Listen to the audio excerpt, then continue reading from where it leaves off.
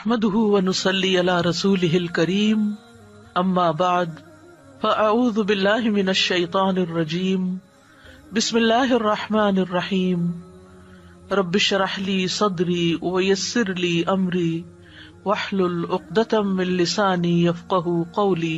مومن اپنے ہر کام کا آغاز بسم اللہ سے کرتا ہے، اللہ کے نام سے کرتا ہے، کیونکہ اللہ ہی نے ہمیں پیدا کیا ہے، اللہ ہی ہمیں رزق دے رہا ہے، اللہ ہی کی طرف ہمیں لوٹ کر جانا ہے۔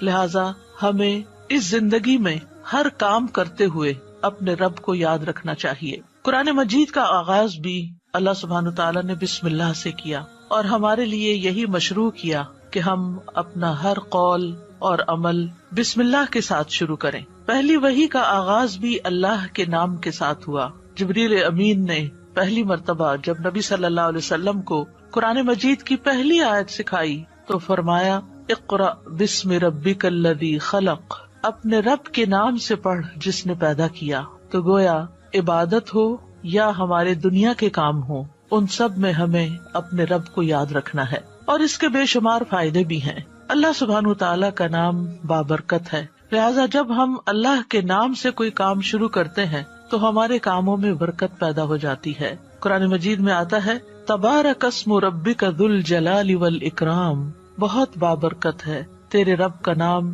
جو بہت عظمت والا، اکرام والا ہے۔ جب ہم عبادت کرتے ہیں تو کہتے ہیں ایاک نعبد و ایاک نستعین، صرف تیری ہی ہم عبادت کرتے ہیں اور تجھی سے ہم مدد چاہتے ہیں، کیونکہ ہم کمزور ہیں، ہم اللہ کی عبادت کا حق ادا نہیں کر سکتے۔ اس لیے کوئی بھی کام جو عبادت کی نوعیت سے تعلق رکھتا، یعنی خاص عبادات سے، ان کے آغاز میں بھی اللہ کا نام لینا چاہیے، کیونکہ اس سے اللہ کی مدد حاصل ہوتی ہے، اور پھر مزید نیک کاموں کی توفیق بھی ہوتی ہے۔ انسان برائی سے بچتا ہے، شیطان کے وار سے محفوظ رہتا ہے، کیونکہ اللہ تعالیٰ کی مدد، توفیق اور سپورٹ انسان کو حاصل ہو جاتی ہے، اور انسان کے اندر کوئی فخر اور غرور نہیں آتا۔ وہ یہی سمجھتا ہے کہ جو بھی نیک کام میں کر رہا ہوں وہ اللہ کی مدد سے، اللہ کی توفیق سے ہی کر رہا ہوں، اس میں میرا اپنا کوئی کمال نہیں۔ وما توفیقی الا باللہ، نہیں مجھے توفیق مگر اللہ کے نام کے ساتھ ہی۔ پھر اسی طرح جب انسان بسم اللہ سے کام کا آغاز کرتا ہے تو انسان کو اخلاص نصیب ہوتا ہے، کیونکہ جب اللہ کا نام لیا تو اللہ کے نام کے ساتھ اللہ ہی کے لیے کام کرنا چاہیے جو بھی کچھ ہم کریں، اور پھر اگر وہ کام صحیح ہے، عبادت کا ہے یا دنیاوی امور سے متعلق ہے، تو پھر ہماری نیت اور ہمارا قبلہ درست ہو جاتا ہے، انسان کو اخلاص نصیب ہو جاتا ہے۔ پھر اسی طرح یہ ہے کہ انسان جب اللہ کے نام کے ساتھ کوئی کام کرتا ہے تو اللہ کی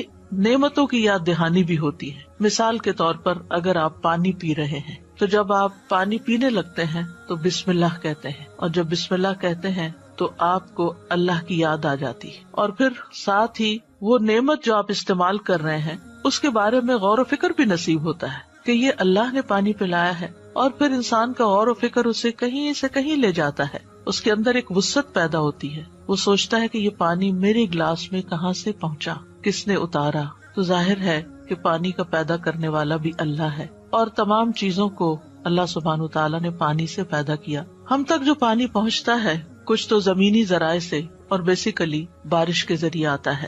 بارش کیسے آتی ہے؟ سمندروں کا پانی بخارات کی شکل میں اوپر اٹھتا ہے اور پھر بادلوں کی شکل میں جہاں اللہ چاہتا ہے برساتا ہے۔ جب بادل برستے ہیں یا برف پڑتی ہے تو پہاڑوں کی چوٹیوں پر اور مختلف جگہوں پر یا تو پانی جم جاتا ہے یا پھر ندی نالوں کی شکل میں، دریاؤں کی شکل میں بہنے لگتا ہے، اور کچھ پانی رس کر زمین کے اندر چلا جاتا ہے، چشموں کی شکل اختیار کر لیتا ہے، اور پھر مختلف ذرائع سے ہوتے ہوتے وہ ہم تک پہنچتا ہے جسے ہم پیتے ہیں، اور جب پیتے ہیں تو پھر اللہ کا شکر ادا کرتے ہیں اور آخر میں الحمدللہ کہتے ہیں۔ لیکن اگر اتنے اہتمام کے ساتھ جو پانی میرے گلاس میں پہنچا اس کو میں نے اللہ کو یاد کیے بغیر، نعمت دینے والے کا نام لیے بغیر ہی پی لیا، تو اس سے بڑھ کر ناشکری کیا ہو سکتی ہے۔ پھر اسی طرح اگر انسان کھانا کھاتا ہے اور اللہ کا نام لیتا ہے تو وہ ضرور سوچتا ہے کہ کیا جو کچھ میں کھا رہا ہوں یہ اللہ کی مرضی کے مطابق بھی ہے یا نہیں، حلال ہے یا حرام ہے، اور پھر کس طریقے سے میں اس کو کھا رہا ہوں اور کس طریقے سے یہ مجھ تک پہنچا ہے، ان ساری چیزوں پر بھی غور و فکر ہونے لگتا ہے۔ تو گویا بسم اللہ پڑھنا بار بار انسان کو اللہ کی یاد دلاتا ہے، اور اس طرح انسان اللہ کی اطاعت کی طرف مائل ہوتا ہے، اللہ کی دی ہوئی نعمتوں کو اللہ کی رضا میں استعمال کرتا ہے، اور اللہ کو یاد کرتے ہوئے اللہ کا قرب حاصل کر لیتا ہے۔ یعنی جب ہر کام کے شروع میں جب ہم اٹھتے بیٹھتے چلتے پھرتے ہم اللہ کا نام لیتے ہیں، تو اس طرح ہمیں اللہ سبحانہ وتعالیٰ کا قرب نصیب ہوتا ہے، اور ہمارے دنیا کے کام بھی عبادت بن جاتے ہیں، کیونکہ وہ اللہ کی مرضی کے مطابق اللہ کی رضا کے لیے ہوتے ہیں۔ اور اس طرح دنیا میں بھی کاموں کے اندر برکت پیدا ہوتی ہے، سہولت پیدا ہوتی ہے، اللہ کی مدد شامل حال ہوتی ہے،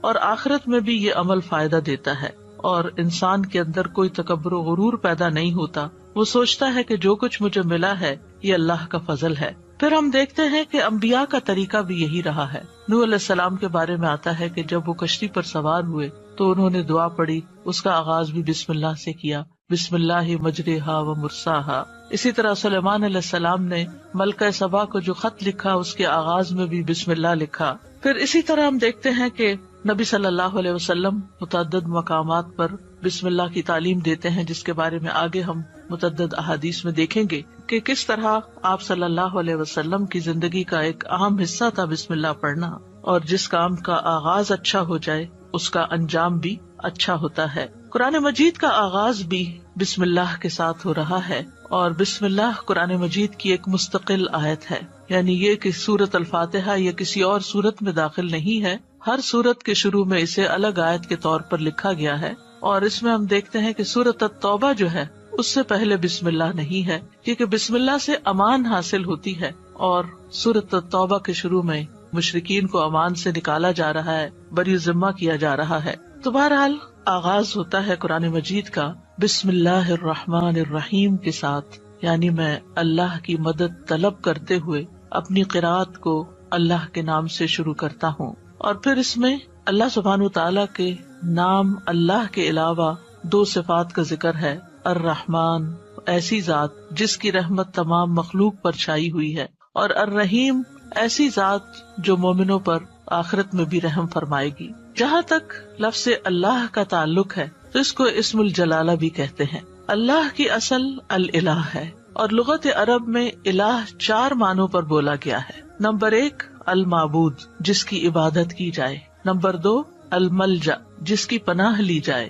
نمبر 3 المفزوع الیہ گھبراہٹ میں جس سے مدد حاصل کی جائے، نمبر 4 المحبوب وہ محبوب جس کے ساتھ عظیم محبت ہو اور اس کے بارے میں عقلیں حیران ہو جائیں۔ تو اللہ کا لفظ اللہ سبحانہ وتعالیٰ کا اسم ذات ہے، یعنی ذاتی نام ہے، سب ناموں سے عظیم اور اعلیٰ ہے، اور یہ جلیل القدر نام اللہ سبحانہ وتعالیٰ کے جتنے بھی باقی نام ہیں وہ سب اسی نام کی طرف لوٹتے ہیں، یعنی وہ اللہ ہی کے نام اور اللہ ہی کی صفات ہیں۔ اور اس کو امام غزالی کہتے ہیں کہ یہ اللہ تعالیٰ کے ناموں میں سے سب سے زیادہ عظیم نام ہے، کیونکہ یہ اس ذات الہی پر دلالت کرتا ہے جو تمام صفات الہیہ کو جمع کرنے والی ہے، یہاں تک کہ کوئی بھی صفت اس سے جدا اور علیحدہ نہیں ہو سکتی۔ یعنی اللہ تعالیٰ کے جتنے بھی باقی اچھے اچھے نام ہیں وہ سب اللہ ہی کے نام ہیں۔ وَلِلَّهِ الْأَسْمَاءُ الْحُسْنَى کہ اللہ ہی کے لیے ہیں اچھے اچھے نام۔ سورۃ الاسراء میں آتا ہے قُلِ ادْعُوا اللَّهَ أَوِ ادْعُوا الرَّحْمَٰنَ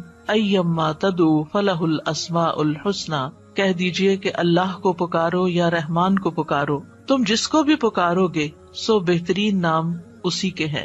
اسی طرح سورۃ الحشر میں آتا ہے هُوَ اللَّهُ الْخَالِقُ الْبَارِئُ الْمُصَوِّرُ لَهُ الْأَسْمَاءُ الْحُسْنَى وہ اللہ ہی ہے جو خاکہ بنانے والا ہے، گھڑنے ڈھالنے والا ہے، صورت بنا دینے والا ہے، سب اچھے اچھے نام اسی کے ہیں۔ اسی کی تسبیح کر رہی ہے ہر وہ چیز جو آسمانوں اور زمین میں ہے، وہی سب پر غالب کمال حکمت والا ہے۔ تو اس لیے بہت ضروری ہے کہ جب ہم بسم اللہ مختلف مقامات پر کہتے ہیں تو ہمیں اللہ کی پہچان بھی ہونی چاہیے۔ اللہ سبحانہ وتعالیٰ کو پہچاننا بھی ضروری ہے، اور اس کی پہچان اس کی نشانیوں کے ساتھ بھی ہوتی ہے جو کائنات میں پھیلی ہوئی ہیں، اس کی پہچان اس کی کتاب کے ذریعے بھی ہوتی ہے، اور اس کی پہچان نبی صلی اللہ علیہ وسلم نے بھی کروائی ہے۔ لہٰذا اگر ہم اللہ تعالیٰ کو پہچانیں گے تو ہم صحیح طور پر پورے شعور کے ساتھ بسم اللہ ادا کریں گے۔ بلحجیم قبیلے کے ایک آدمی سے روایت ہے، وہ کہتے ہیں کہ میں نے پوچھا اللہ کے رسول آپ کن چیزوں کی دعوت دیتے ہیں؟ نبی صلی اللہ علیہ وسلم نے فرمایا میں اس اللہ کی طرف دعوت دیتا ہوں جو یکتا ہے. قال ادعو الی اللہ وحدہ.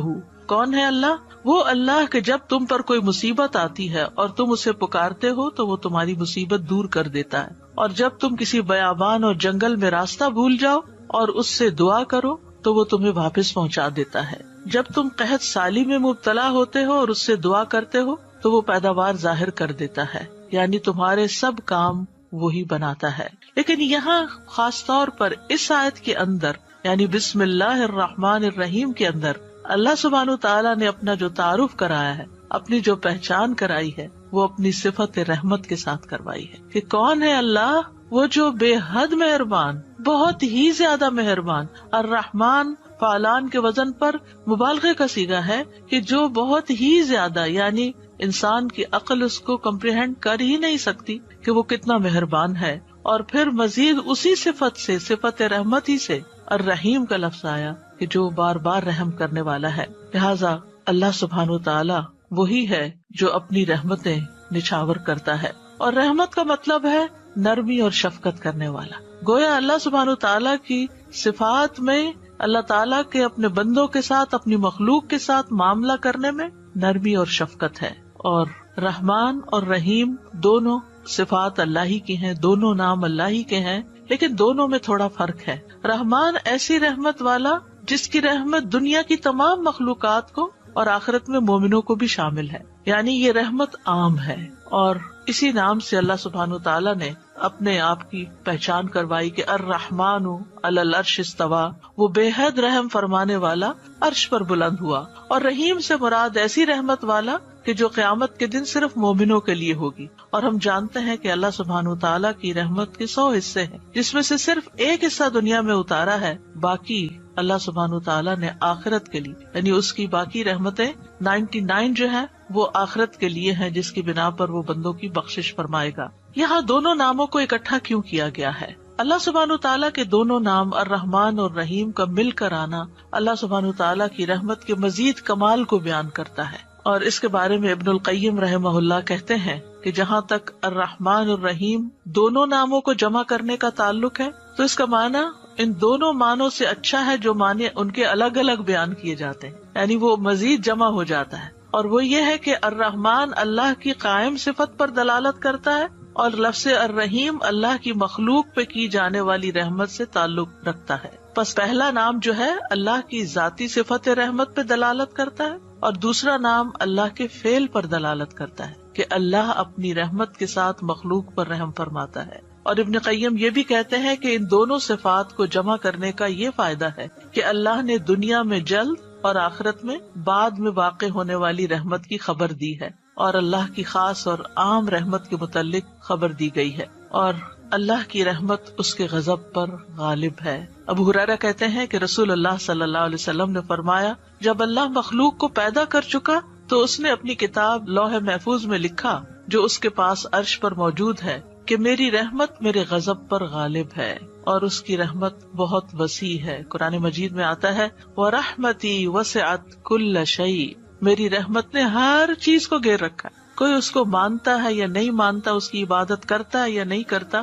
جتنے بھی ہم دنیا میں لوگ چل پھر رہے ہیں، سخت نافرمانیاں کرتے ہیں، لیکن اس کے باوجود وہ ہمیں جینے کی مہلت دیتا ہے، رزق دیتا ہے، ہمارے کام سنوارتا ہے، ہمیں مشکلات سے بچاتا ہے. تو اللہ کے یہ دونوں نام جو ہیں، انسان کو اگر ان کی پہچان ہو جائے تو ہر غم اور پریشانی اس کی دور ہو جائے. کیونکہ ہر تکلیف میں، ہر مشکل میں اگر انسان یہ یاد کر لے کہ میرا رب بڑا ہی مہربان ہے، بڑی ہی رحمت فرمانے والا ہے، تو انسان کی پریشانی دور ہو جائے کہ وہ ہے کوئی جو میری مشکل آسان کر سکتا ہے، اور وہ اپنی رحمت فرمائے گا اور ضرور کر دے گا. تو ہمیں ہر کام سے پہلے بسم اللہ پڑھنی چاہیے، کیونکہ اللہ سبحانہ تعالیٰ کا نام لینے والا کامیاب ہوتا ہے. جیسے کہ قرآن مجید میں آتا ہے قد افلح من تزکا وذکر اسم ربہ فصلی، بے شک کامیاب ہو گیا جو پاک ہوا اور اس نے اپنے رب کا نام یاد کیا.